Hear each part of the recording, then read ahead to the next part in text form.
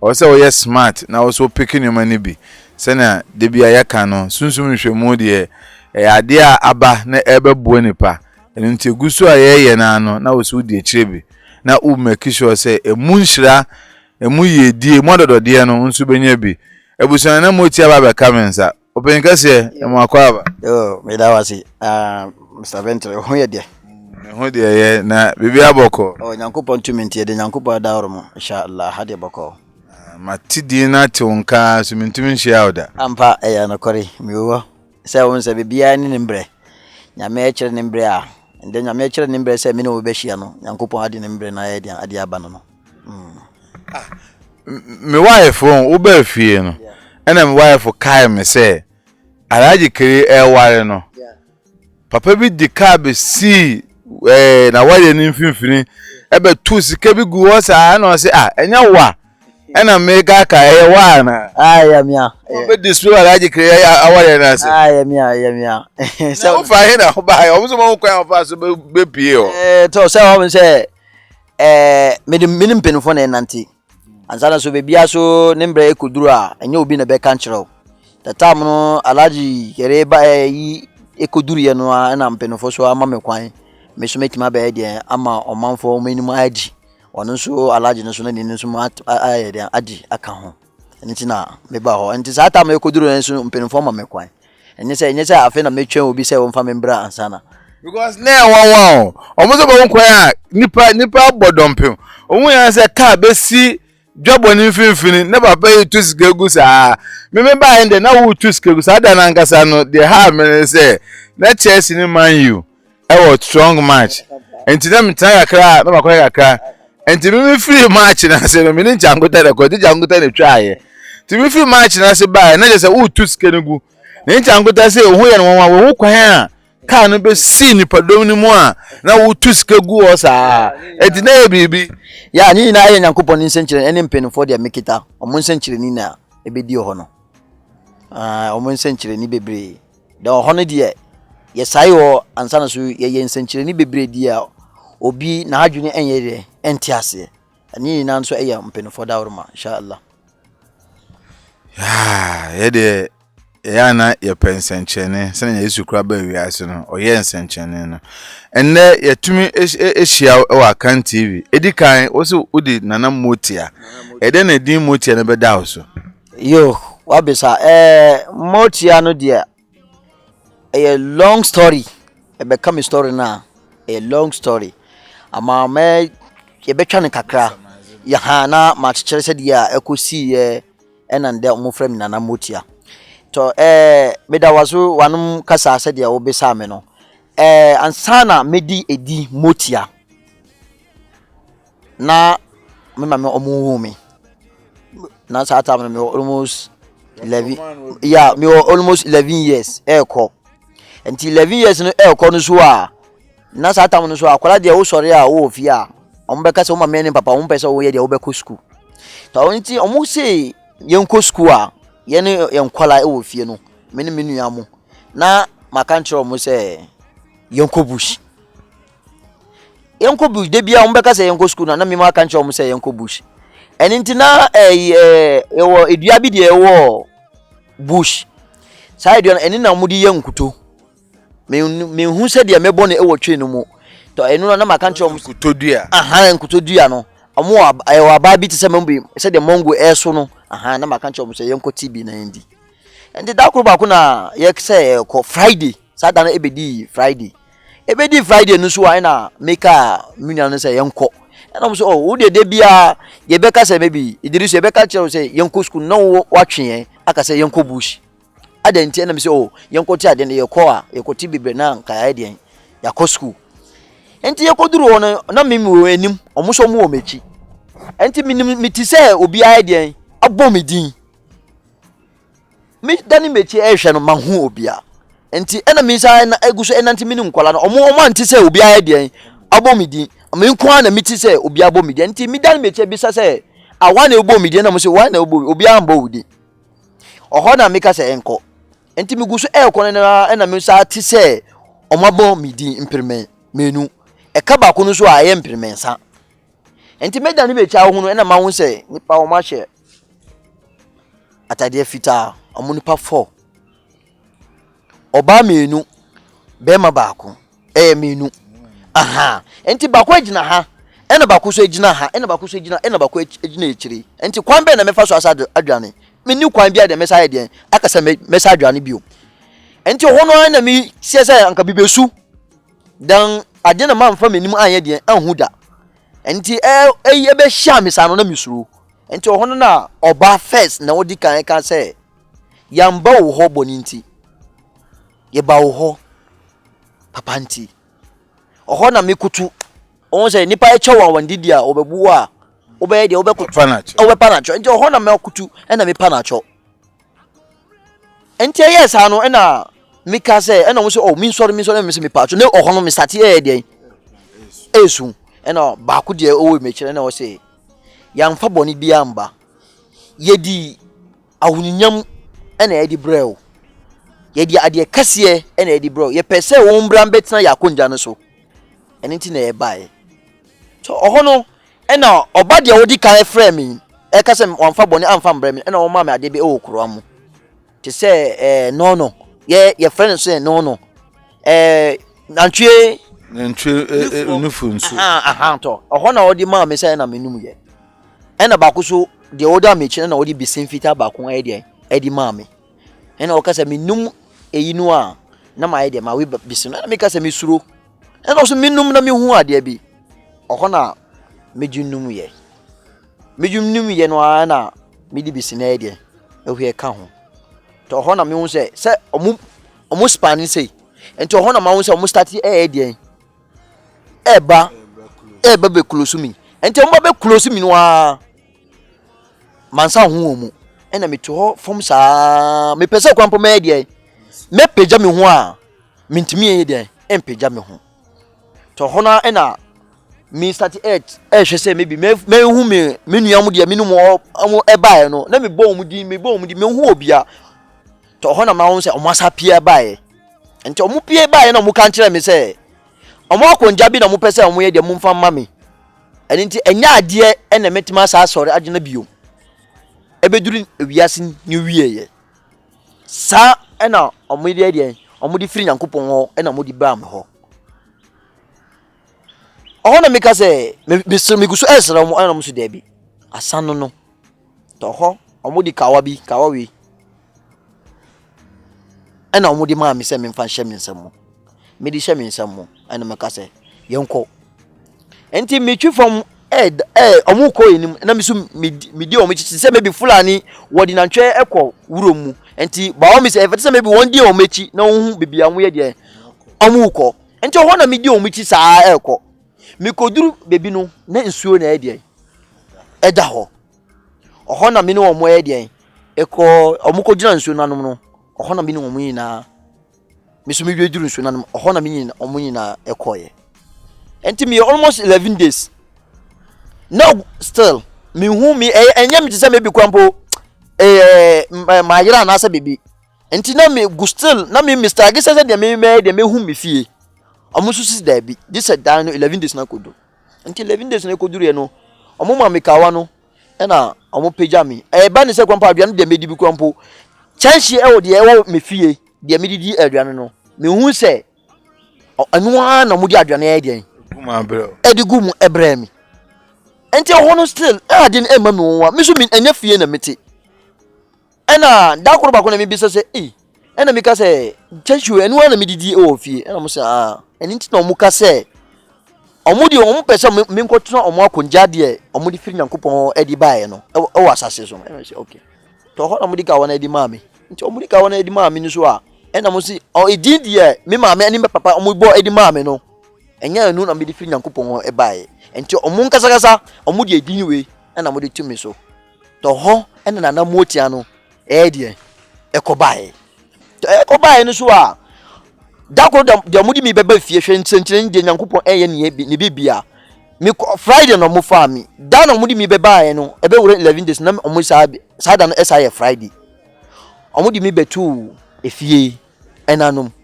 oho na ma hu se mebie menim na oho na ma se mi wo fie mi guso de twi mi hu ebe wure fie na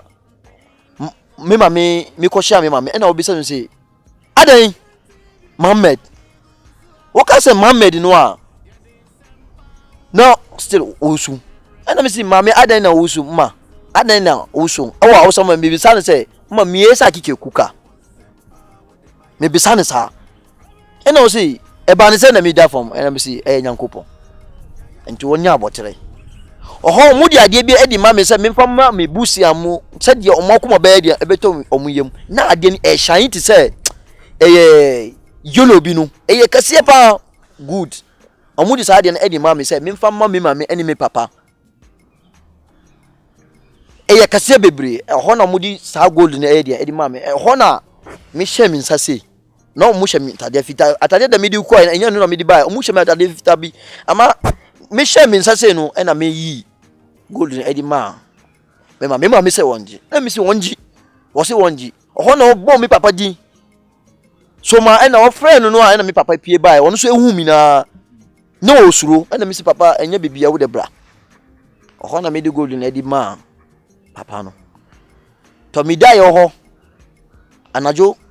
na sa atam no kompa na me mama eni me papa omu so omu pese mi ne omu be sa ide ada biom dan e yade a omu suro ho na make say okay mati e na omu mama baranda bi e na me dai anajo no a na mi ti say eyi e sheki baranda mu e sheki ashe mu alzani no omu na mu ye de omu ba me ho omu be ba no e na mu de wi mami se minji nipa da se ni bia de wo wiase ene die nipa da se ni bia de wo su de wo siri mi da de wo be de asesa na bro abom aye de ade ama no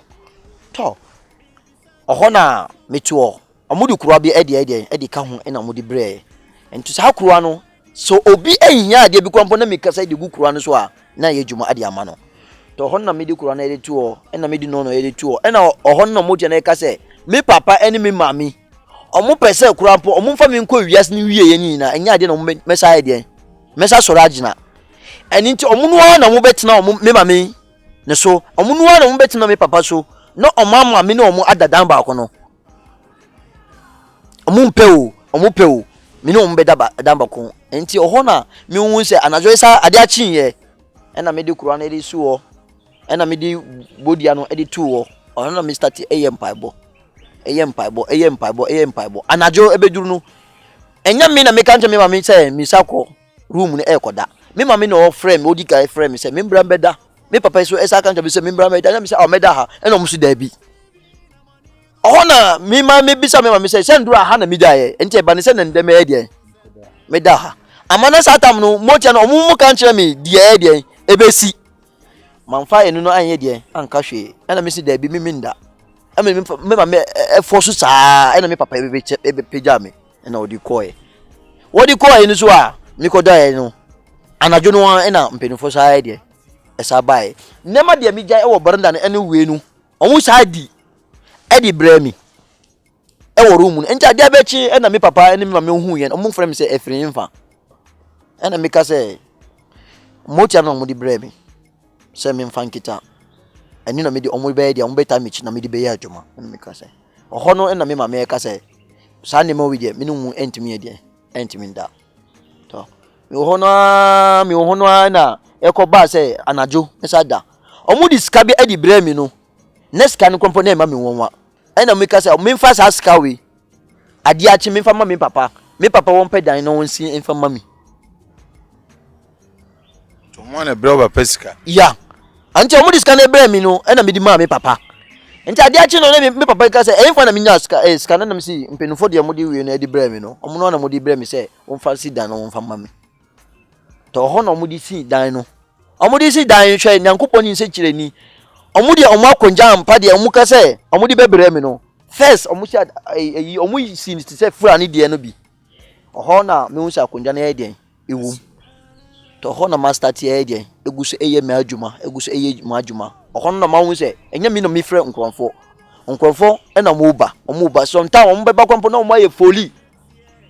omu aye lie ti se wo be cha de nkola ade no sa na omu che enti still obi aye di ne ha kwampo edi ba ya nyankopon tumi nti ene mpenifo da woroma ansa na nipa kon be wakɔduru fie no na wo siri ye beba ha no so na me questions bi na che se ahwefo ehwe a wo maame wo na nya wo tebia ni debi nyami tie na aye wo sa me otia na eye mi sa cause so pese o ye omo adwuma emma omo ene na wo ye mi sa na enti enye na first na omo hu mi na mi nanti kama te say de me so wo so o ye de wo nanti we no mi nanti sa anti omo di me ebe de ebe ba fie no me nsa nanti bio na one kasa in wow personal life and how so wo nanti no hami ni ntu gente na mika se hami no na me hwe se metimi hu me yanku de me na omo eti no omo nanti na me adani na me nanti ama ebedum bre bi no me eya me de se akonja de mpenufo ade ama me no aya me de te nyankopon sisi anu madani se kompo eya edi ma me dan ade da metimi de wo nanti wo susie media meti form no metimi pipa ne enim suo eno so ya asemo na je say wo no wa sacrifice onan wa sacrifice wo abrabo just to help obi a wo ahochire mu nyankopon tumi tisa anenti na eba ne sesi ano nipa bebre etimi ade ne kompa abe ti se zoom ti se mebi se de omudi nkola eko to good Mr. Bentil baby omukoto Mr. Bentil enti eko ba ne sa no na obi na omu ka ma asam edi monkrofo bebre se obi pio ha oye senche obi so de first ni mama ani mi papa omu no obi se won hu biza enti okohwe enti mi ti okwambora na obi hu se bibia mi ti wo no na obi hu se na obi ebegina se hwami na obi ebegina hwe hwami me so mi ade na mpenifo de ade na edi ma me na mi sa panipa ye hwe o first nsenchene a wo ye obekai na efade ho me first nsenchene de mi ye ya awosam dan human bi ebaye minim bebie wo firi baye ama wo baye no wani wo ye fita te se me bi se de abroni eti no na wo kita ni bag wo baye no wo ka kire me se me ba wo ho ena me si wan ye kire wo se wo mbra me ho wo si wo te minka ena me bisa no u ba be hwe se de meti ana se dian ena wo si debi oho na wo ka se wonu nukunu adia ekochi nukunu no dian dia wonu nukunu vedi ni kompo den enti wo ba ba besra mi adia mienu ena ewo na brabo mu no first one sikasam second one awasam the nipa da say wo sore adia mienu we wonni bi dia wenim te bia wenim what does here enti ba sa no na meka say one kire wo say me forso ne say won kire nipa ko de wo kire me say won bra me ho no mbedi mboa no wo si da bi wonu wo so mi da ye ena wo so mi da ye ba ne say na wo timi wu kwan we ena wo so mi da ye no one nyankopon kire ne kwan de wo no be fa so aba de abehia me ena meka say to mate wo ba ye no meka kire say wo se sika na wo pe wo sape awo ena me say yo mate oho na meka kire say bag de wo di ba ni sika wo ho wo se da bi ena me say wo one city no ho wo se na wo fa ka no na nsisa de aye de aka enti wo yi sika no na ye city we die papa ba kon bi de eda ho no 2 city oho na make time na me start ekasa na me so mbue ni bag no mu obie ni bag na me di sika na de to na me kanti die me no mo de motia de mo fa me no mo ye nan no ba ko ye alzani nara alzani tunguni alzani bunzirani azani suchrani omu nipa nan we me ka omu nyina di oho na omu nyina omu ye de omu sisimu mama na pese so enjana me si tenase o si de bon me si tenase me ka se tenase no oho na baku oba de wodi kan ka se wamfa boni bia mbre me oho na opija ne nsa wo se me mfa me nsa 2 bag no so me di me nsa 2 bag no na se ka ye ma broni sika we ayem ka na sika ye ma Samu. Next guy ma scan so na mi so mi sorry ni na mi hunda. Oho na mi bisa ma hu se o ma kire 1 say na ma ye 00 e wo so na papa bi e de ni face e da so. To ho na mi ka se scan ni na mi sa mi kan so usi awo se an. To ho na mi ka se won peja ni nsa na mi kan ti omudi no. Enti mi kan ti omudi na mi ye mi nsa se. Ena adobi eba mi nsa te se uhunu ate se powder ye tuntum te se bidie ni bi ena mi ka se wonderful oso mi se wonderful ena odi na no ma ye de tafe e wo mi nsa mu ena mi kan che mi man 1 week ebe du by 11 days nyankopon be ni nsa nkire ni oho na wonu mu ye ena wo sorry e koye wo koye na obisa mi se mi lamba ena mi ka se next time kompona mi yisu omu bre mi phone bi na mi di lamba na edi man se wonko bi na won frame mi o koduru ye na anajo ebe by 11 to 12 na mo se bi phone edi e beli na mi sorry mi se one frame anajo wi me fa no ma mi nu me beti ni voice o se me kunu ni me bi di man no to mi di man ni kunu no a na ni kunu se wodase bebre ni yiri a de abeka bibia de ama no amma wo pese ade abechen obetunu anomo abehumi eno si dabi omumfa ska no na mumfa mbo bra de efete se membe ombeye ombenya etnase ombetena omakoma beto omuyom ansa na omai de omaba me ho to ho na oba na ka se 3 days 2 days na oba na start e kan chem so wa start ni hu ni nsa ti se de mba e month mu yi aha period no to ho na o kan tell say wo hu ansa na 11 days no be hu no na o ka say wa start hu say wa fa nyinse no anti me first insenchireni de mi ye na me di ma asase anyi nyankopon de nyankopon ka say wo di nsa ene mpinfo mu di omunsa ade to me so no me insenchireni de ma ye first no o ho na ma start say nipa eba dan oba no wo ne danfo a obeka be ma no so esa wo ya wodi me adanse edimba nipa bebre oho na ma won se omusati eba omusati nipa ade chin so a mentimi ntina kwampo ensan ye adwuma nipa dosu mindidi minya aduane kwampo endidi adwuma no kwa na mi ye adwuma no kwa na mi ye Mr. Benton. Let me quickly summarize the whole thing because I've promised that these days I'll make sure that our people or our brothers and sisters who don't understand our local dialect, that is true, we also have a bite of whatever we sit down here and we discuss. You know, it's not easy. English is not our language, but sometimes it's better you try your best to let someone understand where you are coming from, because I know this Akan TV channel is going worldwide, and our brothers who speak English will also want to get their share of every interview we do. We have met a man called motia. Nana Motia. The name is Nana Motia, and the first question I asked was how come he got the name Nana Motia. And looking at how he has narrated the story, it means this our brother here wasn't born without legs, as we see. He was having legs, he was walking like the way you and I walk. But somewhere along the line, they were going to the farm for, you know, for day-to-day activity. And then he heard some voice. So the voices, through that, the man wanted to turn. Then all of a sudden, 4 dwarfs surrounded him. And then they asked him not to fear, because they have come to help him, not to harm him. And then from there, the dwarves made him cripple. And then after being crippled, the family, the mother, the father, and the rest were not happy because they weren't born him as a cripple. But lo and behold, the dwarves told him that he will remain the way he is now, because they want him to sit on their throne to help people who are in need.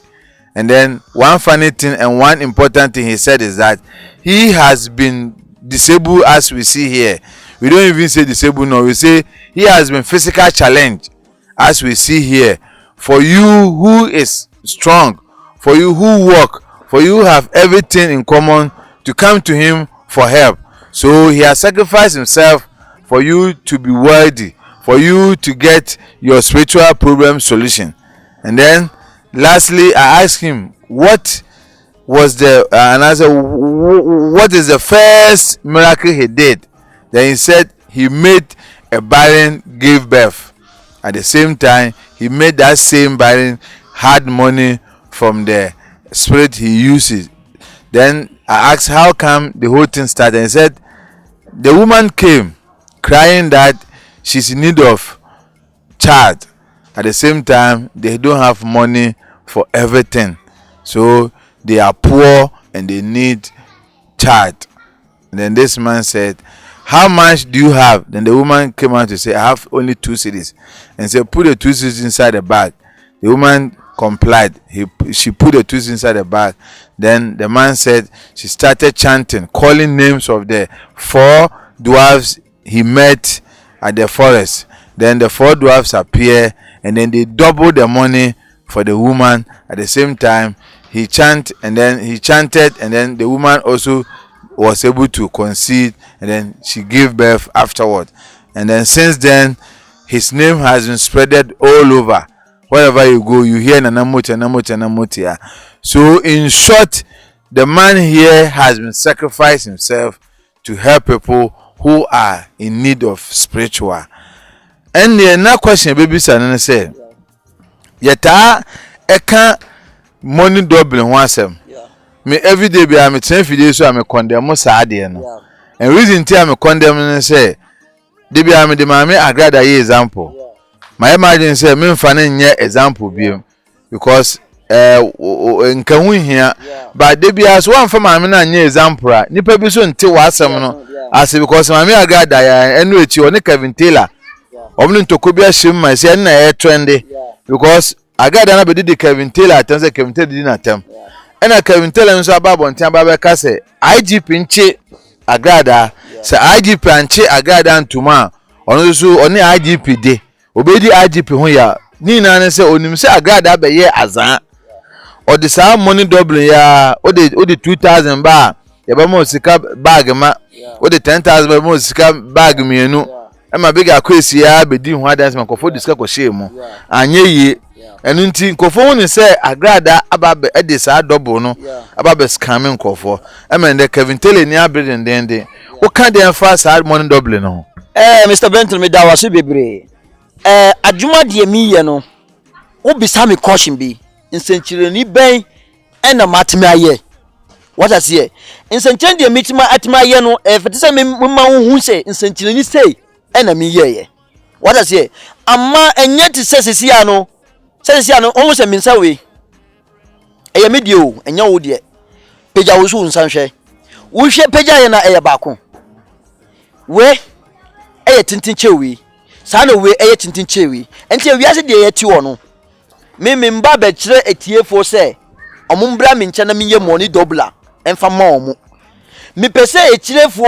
etiefo omuntie mi how bia de da wo so no ena wo mitumi de nyankopon ade ade che ade mami me de tuba ade ade be pipa we nim nsuo no ama me nkire se me ye menu money dobla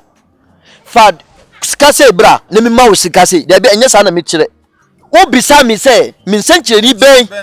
ena mbe so be se ejina so se na se wo ye bi ma obi a enne so betumi aye sa ade no ade e wo ho ya ade na e wo ho wo obi e ba mi nchen a wo su sa de mame no esu no bio mitumi nti ani nyankopon dawuru ma no midi min sa be asabo no pakono no sa adwuma no so no a me sa ya sa ade no a ade ama no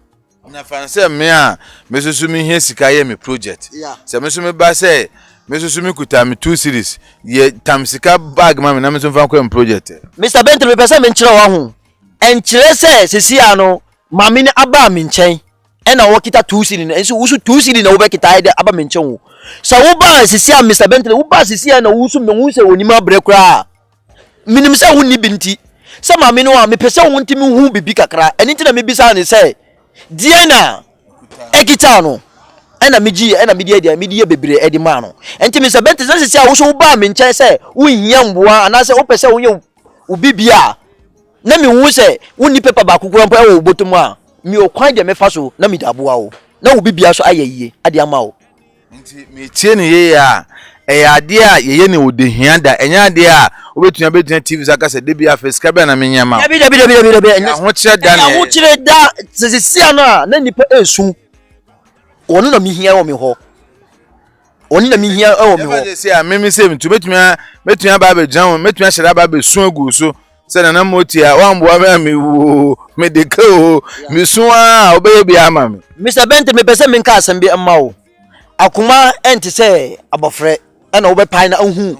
die wom amma na wo bae no anakon na wo di bae a me mehu o nturo so na wo bae a mehu wo ba be hwe me ahwe so a mehu what does here ebi wo ho a say nyeska kasam no nko a nipa bebre hu se utimi hu se nipa wo Ghana wa baburam sa wonye obekọ abochire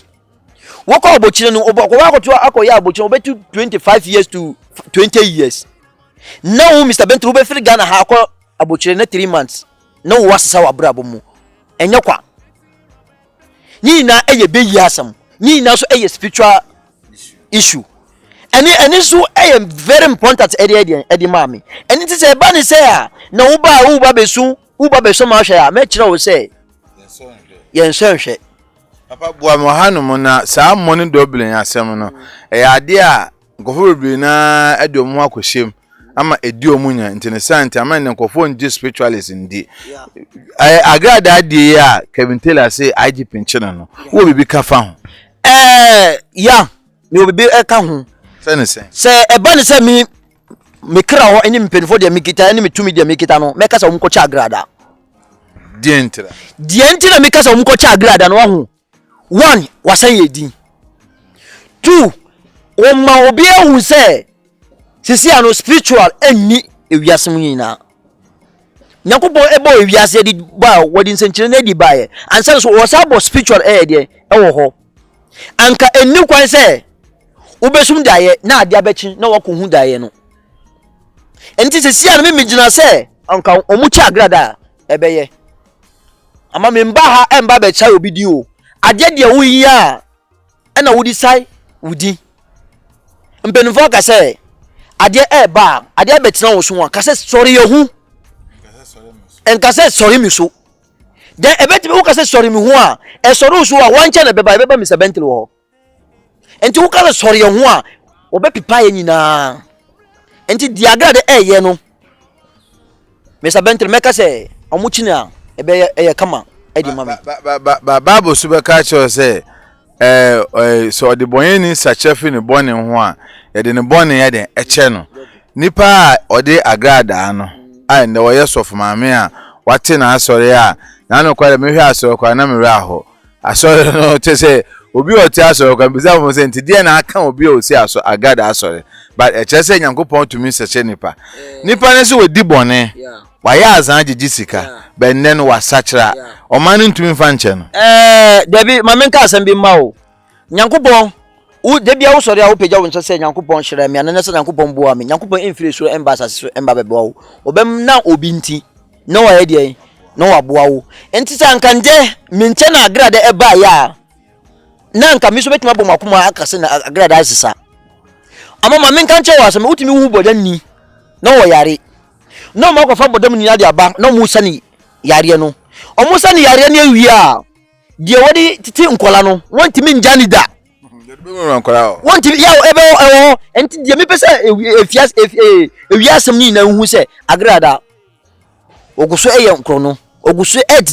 nipa sesia no a nipa obi o hokrompo a akakakra se anka wodi ninsa besa minsa no wodi ase na wa wi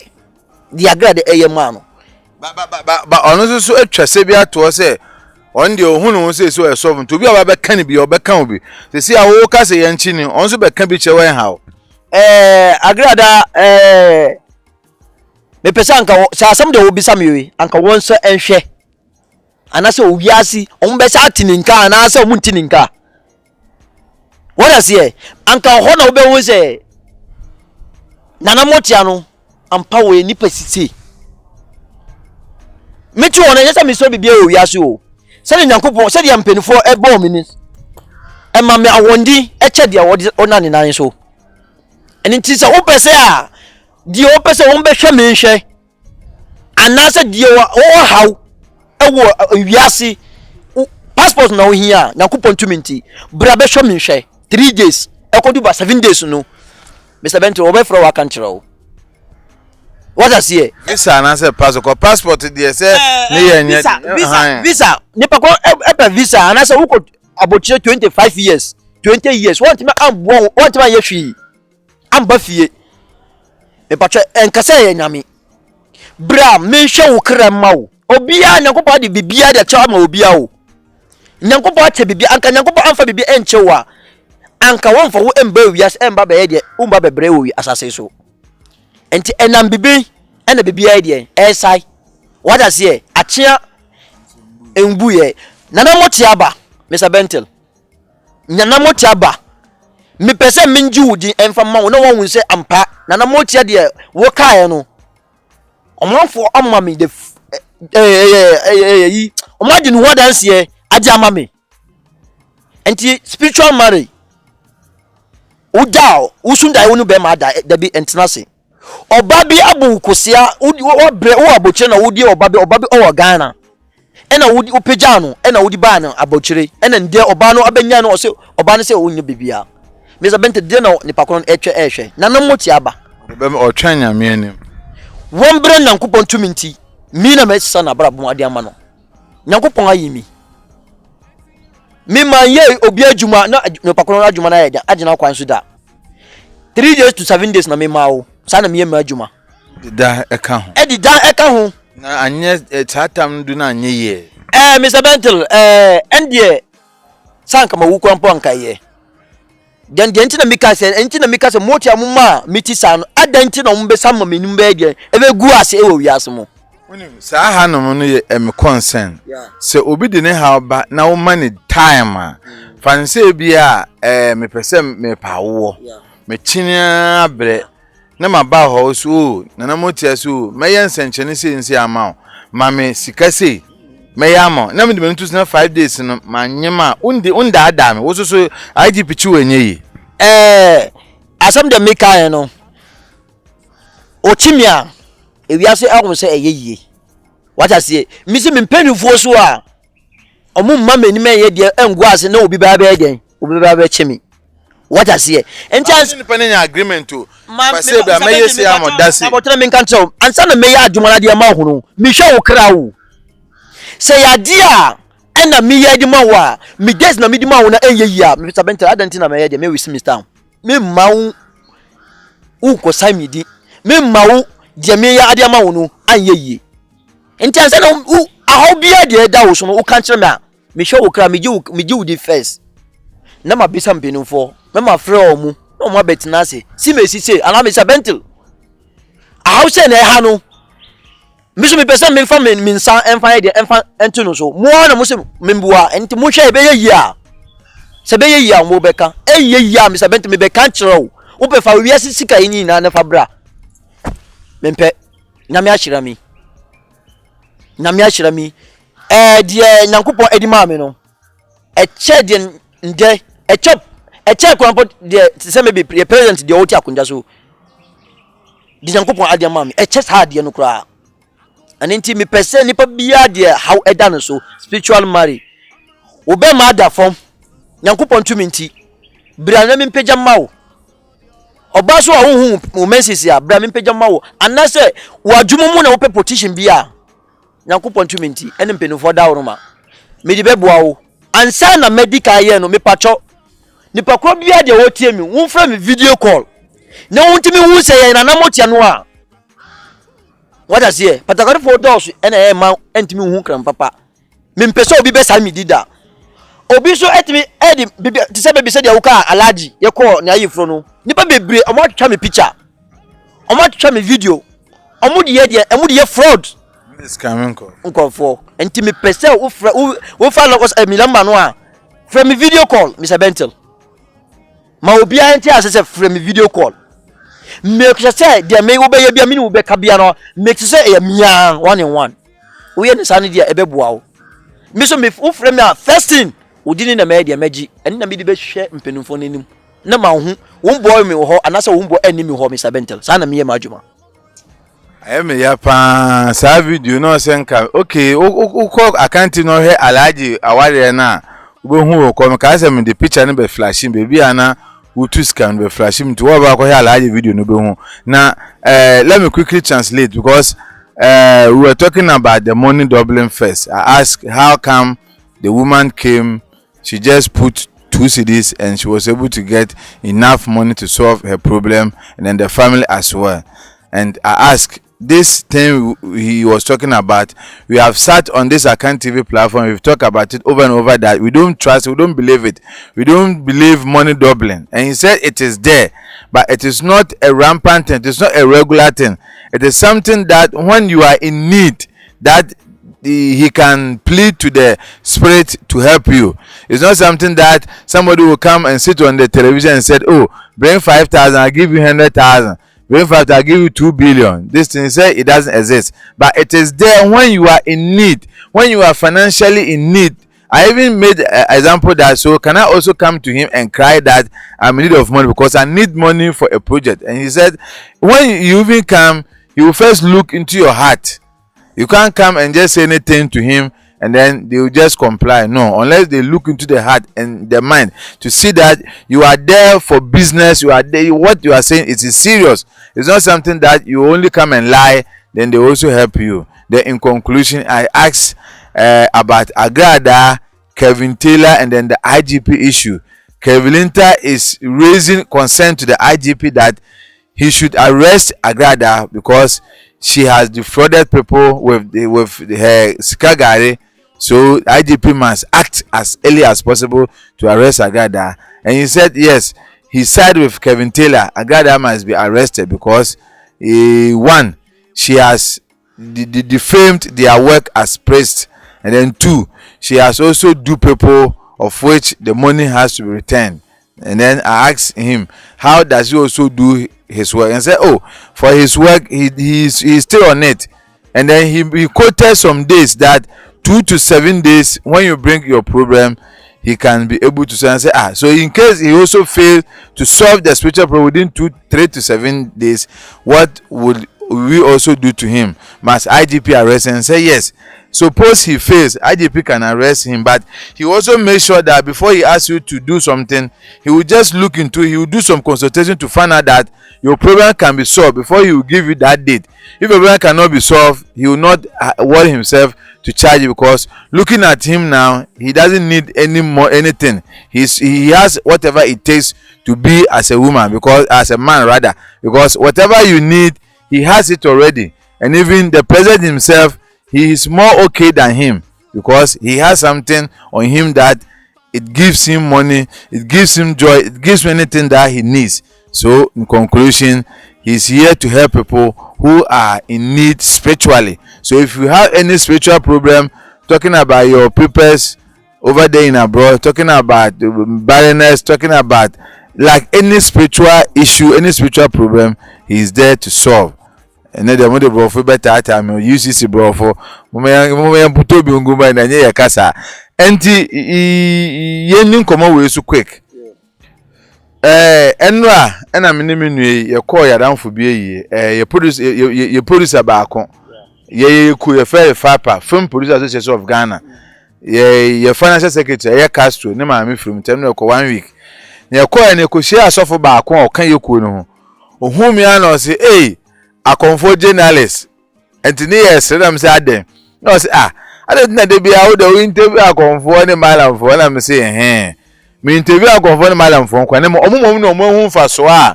ewo platforms no omo grab come the platform na to say we are sofu we are malamo we are konfo bia mda no meka dia oni because sunsumo bi no bia se ne de na ede ba ye de platform to no mo asofo no ehu hia mo malam fole hu se ebebo mo akonfo hu se ebebo no mo grab nti mo hu hia mo no kan sem bi se ye nua be me ya we e fa ne tutu no obeye akonfo ne malam fo interview se ya na tutu ewu nti yeso so ye sa adwuma de bi no ye careful na be sere na me say well me mo de me so bone so me de me so papa so because we are no the ebra pain na beja wa de akọ na mo omo asofo na so ka ho bi ene nda so man ategu abonten a omo na masofo omo na malamfo ne akonfos because asoba na betra so dan ni mu ne hawo no te ho saa wetua collection saa wetua dudu dudu bibi o so tube wetua hawo ne nko nto atese se obi epie kokofu bi ma obekwa kopemwa enti mo so asofo nka mo ye asoma ne ye a ka asoma ne tena ho ama Yakobon boa mo ehwa lo so osidie mu conclusion ne se nkofo be ne hu ne se enne no nipa be na aba social media ebe kasa se omo ya asofo omo ya konfo omo ya malamfo me wa ntisa just to get nkofo sika oni omo ya adwene obi ka fa ho Mr. Bent mi da wase bebre mi wodwunu de ka sa ne ma no so de medical ni se nyame be hirawo nyame so embo ho ban won won se asam de osofo no wakaye no osofo no bebre omu che konfo fo de omu za nipa te se mebi konfo wa za nipa omu te se mebi agrada o konfo ta pastor ne SH agrada dan anka pastor no nipa bisa wo se afisai ana nipa omu o church mu bisa wo afisai ana nipa ya de o church mu afisai ana wudi sisa nipa abrabo mu ana obi ai de asara abrabo mu eni ti sa asam no de wo ka no eni tell me ka se nde omu bobo ye din a omu mbo nipa ba ko bi eni di nipa ye boni nipa ba ko etimi ye boni na omu de afra mu nyina se munu ana mu ye boni ankande se de mina na motia miso Yakobon misa soro asase de mi satena so no mi ye boni da no anka sa na obi ai de esuro anasa anka ye miyenko mala anasa ye miyenko konfo anka osuro sa de a anka eni kwan se osofo bi betima aka semfu ade atia ye so what I say amma enam why boni bi ama obi enam de asofo etimi be bona kuma aka se wonu won yaza bebre muso a mentimi ambo omudi what I say mentimi ambo omudi amma Yakobon ani de wo isuro ani de wo asase we nso wonim se osofo bebre aba mencha aba be spirit wonim se osofo bebre aba be jim aba mencha aba be sometimes osofo ekita ankia enya kwa o mi wo sa kwan no enya kwa se osofo be kita anki se enya kwa what I say you two things you dia wudi be bon nipa nanim na nipa kono ade wuji ai den adi se wo tumi woni tumi bia you dia wudi pipa se no wudi ufre nipa eni so ewo ho eni nti sisi an dia medi beka asem dia wo bisa me ewo we so no me pese malamfo no eni konfofo no omumma dia woni obia woni tumi no won ba me na motia so eye what I say enye ti se be mi wo ade nti wo so ufre wo hu malam wontimi mba me ho me ma kwan wo betima ba me ho bra me mfa de pa safo na mi so mi nsan fam boa wo what I say sa ankande Mr. Bentel e bani se nipa bebre omu ya no anakore anase wo ba me nche na medikini edi mawa na wo so a nipa ne ye bebre o me ho na metima twa ne menu na me de af na ade amawo na wo so ubo adwuma mi so mi bo adwuma ye ko enim anase ye ko echiri eni ti Mr. Bentel asam de wo kae no e anakore mu nde ye mwa na ye ma nde osofo etimi bebo ebegina ebeka asemfu what I say osofo mu me ye nche no mo ba begitumi minti mbo omudi enka what I say amma na nde asam de mika wona osofo bi epese mininu yemba ntu ncha na say yembra mefofo omudi nyini na ade omuti omunkai wo Ghana mefro omu what I say mefro omu aha ansana so eba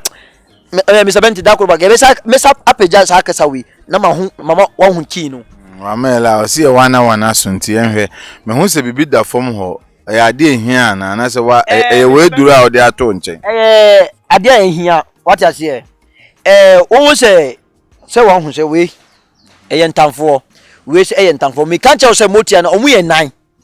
what I say oba ni be manie what I say se bani se obabi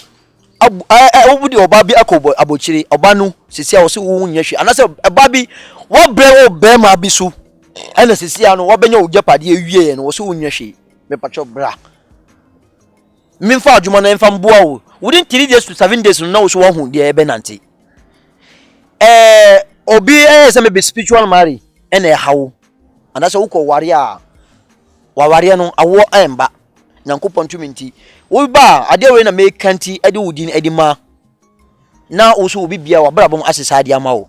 enti Mr. Bentel nyankopon tumi nti ade da me gita we eni na ye me bullet ya kase sisi akompo Ghana be sorry ebe gina so nyankopon tumi nti ye bompa se Ghana en sorry ngina what does ye bompa asunje nko a ye ntena se what does ye bompa wo say election ebe ko what does ye bompa se maybe election ni gidigidi bia entimi ye de entimi mba what does ye akonja ne so ade nyankopon edi be manu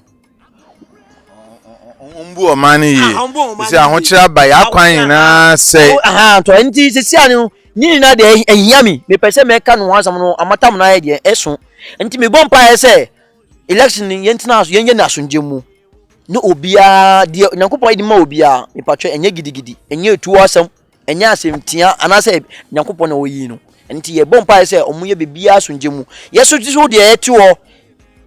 ana nyankopon ade ne tumi ade hye yensa no ye de be bompa ya de amadia woni bi enti me pese Mr. Bentel obia de ahaw ahiami on be hwe mi na motia on hwe se asam de mika no wo the feedback e de be ngo Mr. Bentel nyankopon tumi nti na boam ha so ye mena so de bat kabako yakem oba me ho se nyu bi de won wasen omse bansere ade na ode sa ade na tututu wasen usu bibia na debi on se gugu se me ho Mr. Bentel me be ka no asam a ebe ade abachi ehia o se se sia nti na me ka se me nante na we animi ho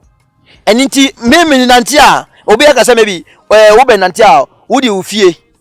na wo ye de wontimi nante ta me nante a me di me fie na nante enti se sia da bibia be ba se wo dan ya adaka ya sisi ana me ne we ka se be nya adaka de bi de o me ho no sisi a Mr. Bentel bibia be ba ha na ya ade a ana yenina anaso ubewu da me nka se me bewu da bi ubewu a ya ade a me mi nsa so mu se anyankopon tumi ntim eyi wa afirum meyi wa afirum egu as etu na egu mas de ntia me bisa sa de no se yadanfo bi a onso ne ye movies blends ada mo wo no se kan no na nkofo speculate se na ade bi da na asen no oyiye nti na ye wo no se kan call ye ntama ama efiwa me nji ade ne se ade a wuyi a uni power bi o se down chance a onya power nti na me ka se nipa de nyankopon na nipa de nyame nipa de wo nante e won nan so mi na motia mi chene pa kro no jam se sia no kwa Mr. Bentel metimi ayi ba ko ade ato na de besi bia fata se ene se sia na de ebesi bia na ebeko na me mayi ade ato se sia bibia ba ono de yesu oyi ne de ntina ye won se kan call ye no se na sare nda no hanke won se kan enko ka se mimi de we from home na bi de ba ye wo enye se makoje obi ho what I say from home na mi na mpenfo ade ama me eni ti se mayi na ati okwa me pe me fa no tuki ni se ebe saba eni ti se na enu okwa na bibia besi a Mr. Bentel me so won sa nyankopon tumi tamidi wo beko eni ti enye se bi mi di hye minti na sisi a me yini editu wo a ni tumi ana se bibi be ka me die na be ka me ana mpenfo da mikita no awandi ben na modi bi wo bo me what I say Mr. Bentel enti nyankopon tumi nti de me fa we endi agro me yini krompo editu a aye ho obi a yesi amo ya adane Ghana eduro mayo yesi obi a si Ghana ni bi ndi eduro yesu yesi Ghana e Kristo summan ye nya ne den won say embenufo akasa bi say nyankopon akasa wo bonu punu a obedien obebie di open no wo de bedien wo de be mawo eni nti mentina fakun enkasa bibi enkosi wonnim da boni enti bombodi no bo wo huban what I say obi wo kwampa wo sika nyankopon amani sika na ena ho sika de nyankopon ade amano no obi atimi di nikra edi kohwe busumusu na wo wakunu kwa sika no mfa so be na ewo ho what I say mfa so be na ho man de obi sa mi asem wo ko wiye we waje aduro ama oguso ewo kwansu kakra wonya nduru bibia oye ese mebi anka woduru no anka woduru anka nda oguso tinase ani tiri pada se bia wo sori a bombodi na bo hu ban bombodi na onim bibia wo firi ani bibia wo kɔ sa na wi aseti enka se mebi nyankopɔ wo bibia ni wo da na hwɛ anase ade abeche wo banya no wa na omudi wo akɔhye minim japade de nyankopɔ ade ama wo no waja ne kwa fesi maye wo afutu bi maye wo sunsunsem maye ne mfansi de ne se medi de be beka etiefo ni na ne se nipa bia de se wo pɛ samwa anase visa no a any spiritual marriage no any ahiame we aso sorry two things wo sorry wa wonni sika wonni awunyam kwata sie ama wo sorry wo kwamba na wonni sika wo hope say akwala na sorry a ebe de ebe bua wo ansa so wo be ma so ada no so a wo pe a nyankopon tumenti mebua wo afa na wo pese wondi ohini akonja bia ena wo pese ntwuma ntwi na ye de ewo mu a anase wo asase bi dia nyankopon ade ama wo ena go libe wo ho a ena busum bi aya de ade atia nso a bra me fa mi mpenufo no emfa yima wo enti de mi beti efu de o chimi let me quickly translate it so that you end it. I forgot. Precious viewers, we are ending the show, but the last and then the conclusion goes by saying this Nana Motia, the man who went to the forest to gather his spirit and he's helping people, has concluded that he is rare. He's using rare spirit to help people. I saw something on his waist and I asked about it and he said, yes, that is powerful thing that he used, and that thing has helped me a lot. And in case of any emergency, he can vanish with that thing. And I asked, I had a friend who recently died, Abdullah Blains. He was one of the actors Ghana had in our movie industry, and he said yes. I said when this my friend died, and when we went to the house, the father said the friend was using this kind of waistband, and then that day he was stabbed to death. That waistband wasn't on his waist. That was why the guy who stabbed him was able to get him. And I asked myself, how can I go for a charm where if the charm is not with me, I cannot survive of any emergency? Then it means it's of no use. And he said yes, but for his it's of use. With or without on his waist, he can still survive in case of any emergency. So that means he's a powerful man. And then he's ending the show by saying, whatever spiritual problem you have, if you're able to contact him and if you're able to have belief in him, by the power of the spirit he has, he will help you. But the one thing he said is that if you want to get in touch with him, call him on video to know that he is the one, because so many people are using his video, his number and stuff to scam people or to fraud people. So if you want to get in touch with him, just call him on video to know that he's the same person you are interacting with. And then he got up with some charm. These are the spirits he used, the dwarfs he met, the charm that he brought up. He said 2 men, 2 women. These are what he used, and he's ending it with his last words. Then we end the show. Yeah, you Mr. Bentel, the account no say sanipa epeluto lomba. O pese undi abasika. Me want to say the minister de ukawi me de bema wo. Na udi ba kofe be na se ni loto eduro ho nti me ya me so so. Ta de na obesum daye e na wa ko loto no loto abo. Me obeba me ncha me nji wuhwi me di loto lomba e de bema wo Mr. Bentel. Udi a fa me chede ni beba bremi. Udi a fa me chede no eba be na wo da be chami. Me nji wuhwi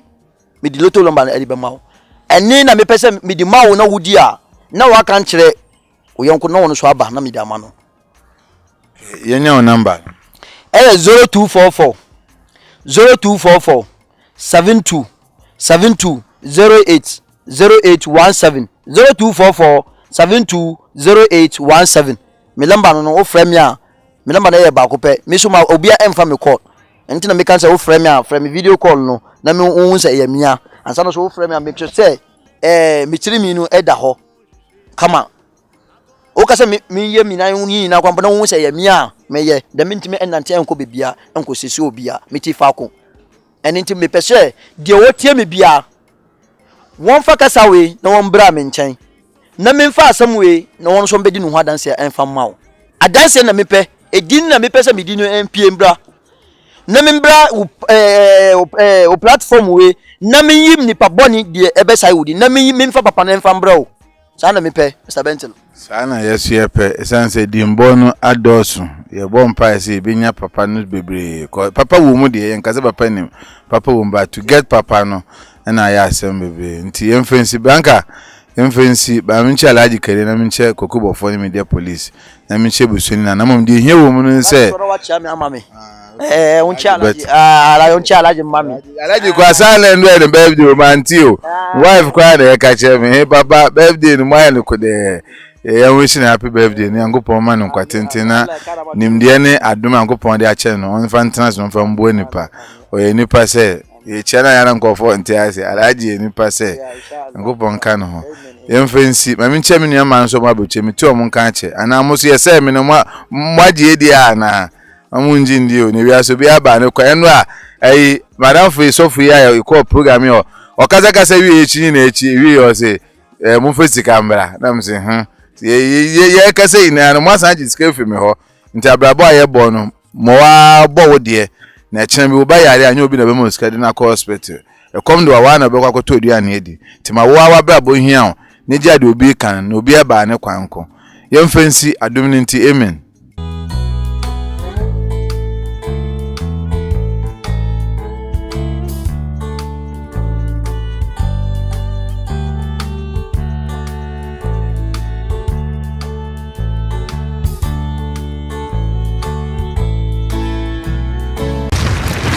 I can't TV, the internet, bro. Subscribe for more.